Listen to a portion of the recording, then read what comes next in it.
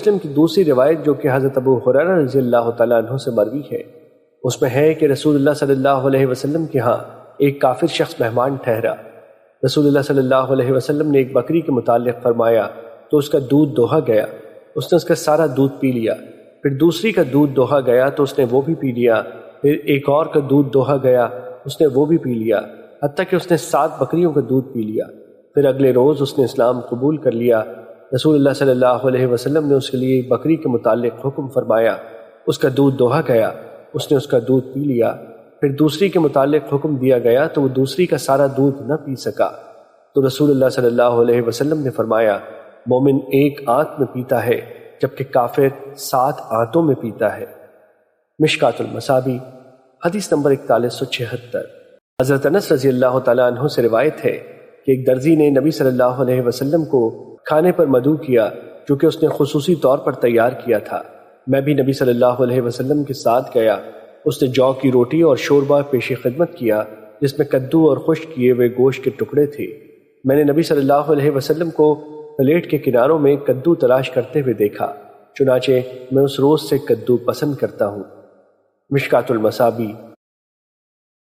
حضرت ابو ہریرہ رضی اللہ تعالیٰ عنہ بیان کرتے ہیں، کسی روز یا کسی رات رسول اللہ صلی اللہ علیہ وسلم گھر سے باہر تشریف لائے تو آپ کی حضرت ابو بکر اور حضرت عمر رضی اللہ تعالیٰ عنہ سے ملاقات ہو گئی۔ آپ صلی اللہ علیہ وسلم نے فرمایا، اس وقت تمہیں کس چیز نے تمہارے گھروں سے نکالا؟ انہوں نے عرض کیا، بھوک نے۔ آپ صلی اللہ علیہ وسلم نے فرمایا، اس ذات کی قسم جس کے ہاتھ میں میری جان ہے، مجھے بھی اسی چیز نے نکالا جس نے تمہیں نکالا ہے، چلو۔ وہ آپ کے ساتھ چل دیے۔